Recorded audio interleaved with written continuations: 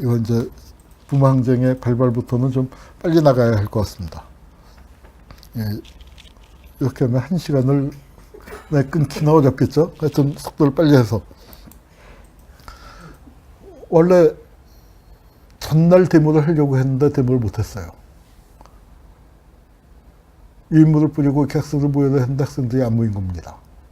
그리고 주동자는 실망을 하고 집에 갔는데 주동자가 집에 간 다음에 좀 모였대요. 그래서 이게 어떻게 하나 하다가 이제 다음날 다시 하게 됐다는 겁니다. 그래서 이제 데모하는 그래서 요 장소 부근에 지금 11.6 기념관을 부산대에 세워놨죠. 아마 요 근처 아닌가 싶은데, 그렇습니다. 그래서 이제 학생들이 한 500명쯤 모여서 시작을 해서 1000명, 2000명 정도까지 불어났는데, 그 당시에 2000명이면은 굉장히 많이 모인 거예요, 학내에서. 우리가 촛불을 했기 때문에 뭐 몇만 명을 우습게 생각하는데, 유신 시절에 1000명 이상 모인 집회가 거의 없습니다. 근데 이제 이때 부산대에서는 간만에 데모를 하니까 많이 모이게 된 거예요. 그리고 이 부산대 이제 학생운동 선언문인데 여기 재밌는 게 있어요. 학자에서 보시죠. 폐정개혁안. 야, 녹두꽃이 70년, 80년 세월을 거쳐 지났는데 폐정개혁안이라는 이 고색청연한 말을 썼는데 하여튼 재밌었어요. 그래서 이 유인물을 먼저 뿌려놓고 79년 10월 16일 10시에 도서관으로 모이자. 그래서 드디어 오늘이 왔네. 오늘이 왔다는 것도 동학적인 분위기가 좀 나죠. 때가 왔다. 그런 분위기가 나는데 그때만 해도 우리가 지금은 이제 광주를 주로 얘기하지만 그때만 해도 동학에 대한 얘기들, 부산이었지만 동학에 대한 관심을 상당히 많이 보였었던 것 같습니다. 이 부마 항쟁의 가장 생생한 기록을 누가 남겼을까요? 그건 조갑제입니다. 저 유고란 책은 진짜 잘 쓴 책이에요. 아주 생생하게. 현장을 안 봤지만 현장이 손에 잡히듯이. 조갑제가 필력이 좋죠. 좀 안타까워요. 아주 유능한 기자였는데. 그리고 그때 시대가 언론사를 공격을 했는데 그거에 대해서 이렇게 기자들이 그때 얘기했다. 정확하게 선별된 것이다. 민중의 분노가 폭발적이라고 해서 눈먼 것이 아니었다. 이 조갑제 어록 이거 참 그대로 인용을 해야 할 어록이라고 생각돼요. 이 책이 제일 생생하게 지금까지 연구 논문들은 많이 나왔지만 부마항쟁 전체를 다룬 것 중에서는 아직 이걸 뛰어넘는 책은 없다고 생각이 듭니다. 우리가 좀 분발해서 이제 40년 되니까 새로운 이야기들을 찾았고 또 그 당시에 눈으로 보고 이제 쫓아다니면서 열심히 취재를 해서 발로 뛰어갖고 생생하게 썼지만 지금 저 책보다 우리가 많은 것들을 알고 있죠. 알게 됐으니까 이제 이것들을 정리할 사명이 누군가에게 있다고 생각이 듭니다. 그래서 이거를 저는 직접 겪지 않았기 때문에 부산에서 좀 부산의 특유의 분위기를 아는 분들 중에서 좀 써주셔야 하지 않을까 생각이 듭니다. 그때 이제 학생들이 몰려나가는데 이것도 우스운 얘기가 전해져요. 경찰이 교문을 막았어요. 학생들이 교문 돌파를 못했답니다. 그리고 학생들도 우왕좌왕하면서 그러니까 5년 동안 데모가 없었으니까 5년 만에 데모하니까 대학 4학년 다니는 사람들 중에 왕년에 데모 좀 해봤다 하는 사람 거의 없을 거 아니에요.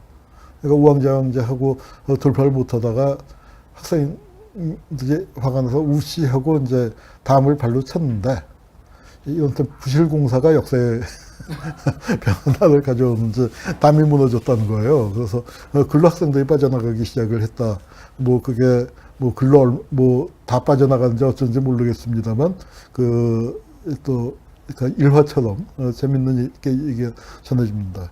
그거하고 이제 또 하나 이 조갑제 책에 나오는 재미있는 일화가 뭐냐면 이제 학생들이 이렇게 해서 부산대에서 부산 도심까지는 꽤 멀거든요. 그러니까 버스를 타고 가다가 서면 노타리에서 이제 학생들이 집결을 했나 봐요. 그래서 서면에서 이제 처음 대치를 하는데 그건 조갑제 책에 나오는 얘기입니다.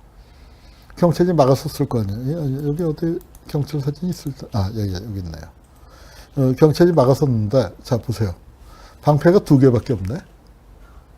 근데 이제, 그러니까 뭐냐면은, 경찰도 하도 데모 출동을 안 하다 보니까, 뭘 갖고 나가야 하는지를 잊어버렸다는 거예요. 서면에서 대치를 했는데, 그때 마침 서면에서 도로공사를 하고 있었대요. 그러니까 길바닥에 뭐가 많겠어요. 자갈이 많은데 애들이 던지니까 방패인데 방패가 없는 거야. 그래서 경찰 저지선이 거기서 그냥 완로 무너지고 학생들이 야 하면서 밀고 나가서 도심까지 나갔다는 웃지 못할 얘기가 있습니다.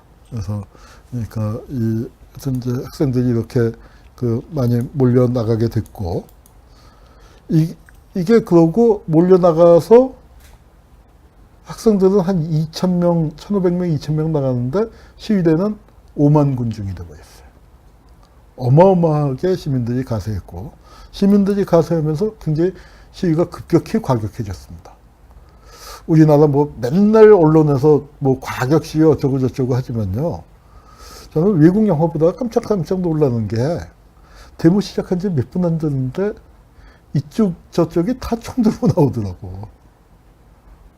데모대도 총 쏘고 진압 쪽도 총 쏘고 어느 쪽이 먼저 쏘든지 간에 최루탄 쏘고 뭐 하는 것도 별로 없이 그냥 외국 영화들 보다 보면 그런 경우들 많아서 깜짝깜짝 놀랐는데 우리나라는 굉장히 길들여진 데모죠. 너무 얌전하죠 사실은. 그런데 이 부산에서는 좀 세게 붙었어요. 파출소들을 습격했습니다. 경찰서도 습격을 했는데 경찰서는 못 뚫었죠. 경비 병력이 많으니까. 근데 파출소에 몇 명 안 되니까 시대가 확 달려들면 이제 혼비백산에서 도망가고 그러면은 들어가서 이제 이렇게 좀 불태우고 불도 놓고 했는데 불 놓기 전에 하는 게 뭐냐면 들어가면은 벽에 액자가 2개 걸려 있는 데도 있고 3개 걸려 있는 데도 있어요. 2개 걸려 있는 데는 태극기와 대통령 사진. 또 하나 걸려있으면 뭐 국민교육 건쟁이 걸려있거나 뭐 그런데 그 중에서 태극기는 시민들이 곱게 모셔 나오고 박정희 사진은 어떻게 됐을까요? 그냥 땅바닥에 내던지고 짓밟고 이제 그러고 난 다음에 불질렀는데 부산이 어떤 곳입니까? 박정희가 5.16을 준비한 데예요. 군수기지 사령관으로 5.16 몇 달 전까지 근무했던 데 아닙니까? 그래서 부산이 박정희의 제2의 정치적 고향이에요. 역대 선거에서 부산에서 고향 대구 다음으로 표가 많이 나왔고 그런 곳인데 거기서 이제 저렇게 불타버렸고요. 그래서 부산 마산 지역이 다 그랬습니다. 이렇게 이제 저런 요건 파출소는 아니고 경로당 같은데 그 시절에 이렇게 걸려 있었어요. 그리고 뭐 총력 안보, 뭐 총화 단결, 대표적인 유신 구호죠. 그런 것들 붙어 있었고 이제 이건 부산 양서조합이라고 해서 그 당시에 이제 부산의 진보적인 또 운동권, 민주화운동을 하던 사람들이 바깥에 모여서 있었던 외곽단체고 저 단체 분들이 부마항쟁에서도 근데 부마항쟁은 워낙 급하게 자연발생적으로 일어났는데 저기서도 뭐 한몫했다고는 얘기할 수는 있겠죠. 부마항쟁을 다 주도했다, 기획했다 그렇게까지는 얘기를 못해도 그러니까 저는 이제 토대가 됐었고 그런 걸 갖고서 이제 적일 친 게 나중에 그 유명한 부림 사건. 우리 영어 변호인으로 친숙해졌고 노무현 대통령이 저 사건을 계기로 눈을 뜨게 되는 거죠. 돈 많이 벌던 세금 변호사에서 이제 인권 변호사로 탈바꿈하게 되는 게 이제 부림 사건입니다. 학생들이 데모를 세게 했습니다. 그리고 시민들이 가세를 했습니다. 박정희 정권 입장에서는 63년 6월 3일, 6.3 사태라고 하는 거, 흔히 한일 국교 정상화. 지금 한일 관계가 지금 나쁘죠? 이게 잘못된 단추가 거기서부터 채워진 건데, 이제 그때 데모 세게 하고 난 다음에 이제 정말로 큰 데모가 일어난 거예요. 시민들이 몇만 명이 거리로 나와서 데모를 했습니다. 그랬더니 계엄령이 선포됐습니다. 자, 이 계엄령 얘기를 좀 해봐야죠. 부산에 비상계엄이 선포됐는데 저는 지금도 기억이 생생한 게 답사를 갔었어요. 난 대학교 2학년이고 가을 답사인데 그 무렵에 대문은 없었지만 서울에서도 뭔가 터지기 직전에 부글부글 끓어오르는 분위기.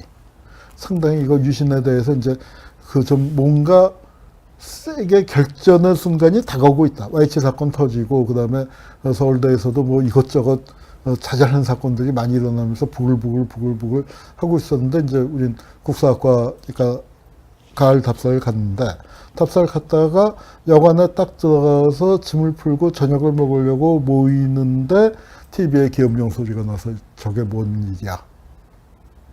그때 우리가 어디 있었더라? 그래서 경남 어디 있었어요. 통도사 부근이었나? 뭐 하여튼 그래서 부산에서 그렇게 멀지 않은 데인데 뭐 우리가 알 길이 없죠. 그냥 구경하고 다녔으니까.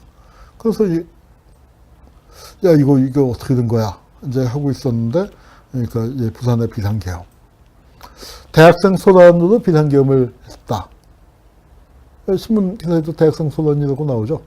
연이틀 도심서 시위했다. 부산 동아대생 3,000명이 데모를 했다라고 하는데 뭐 3,000명이겠습니까? 5만 명이라고 흔히들 얘기를 하죠. 그렇게 얘기를 하는데 자 계엄령을 선포했어요. 계엄령이란 건 뭘까요? 헌법을 한번 보시죠.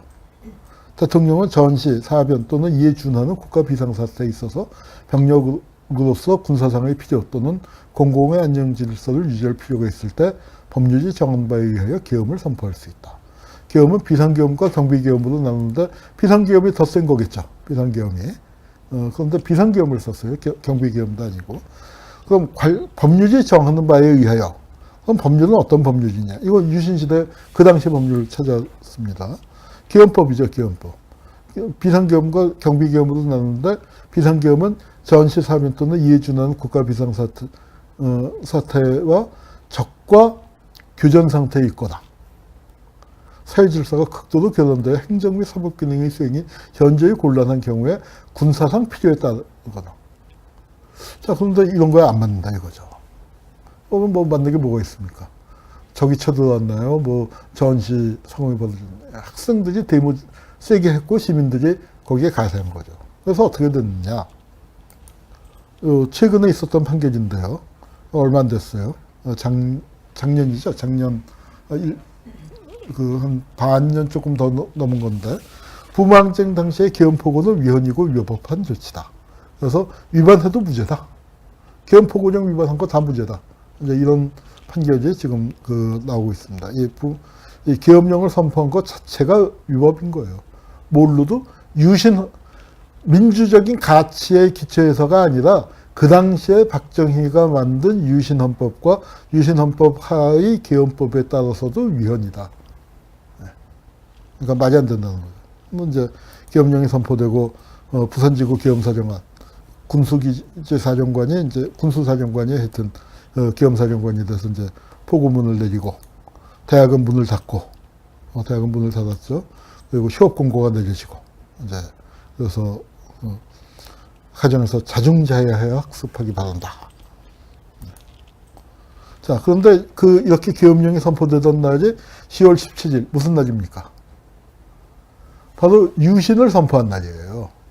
그래서 유신 7주년을 기념하고 있는데 계엄을 선포하는 그 상황이 된 거죠. 그러니까 제가 7년 주기설을 주장을 하는데 한국전쟁 끝나고 7년 만에 4.19가 터집니다. 12.6 사건에 유신해놓고 싹쓸이하고 난 다음에 그리고 박정희가 이제 그러고 난 다음에 5.16 일어나고 엎치락뒤 시작하다가 민정이양하고 난 다음에 한 7, 8년 지난 다음에 유신을 한 거고요. 유신 때 다시 싹쓸이 했지만 딱 7년 만에 박정희가 총 맞은 거고요. 그리고 광주도 싹쓸이하고 뭐 새 시대가 열렸나 했지만 딱 7년 만에 6월 항쟁이 일어났던 거고요. 뭐 이게 우리 역사에서 보면은 이 7년, 길어야 10년. 우리 민중들이 참, 그러니까 아무리 짓밟아도 그렇게 일어나는 것 같아요. 그래서 이제 이 유신 축하 분위기가 여기 유신 7돌을 맞아 여당 의원과 만찬에서 히히하하 술 먹고 이제 웃고 떠들고 있는데 부산 사태가 심각합니다. 이렇게 되면서 이제 바로 그 가게를 열어서 유신기염 그날 7년 만에 가게에서 이제 그 계엄령을 했고 선포했고, 그리고 어떻게 돼요? 이러고 9일 만에 박정희가 총 맞는 겁니다. 이제 집총 군인과 장갑차가 삼엄한 경비를 펴고 있고요. 이제 그런 상황. 대학생이 도심에서 연이틀 소동을 벌였다.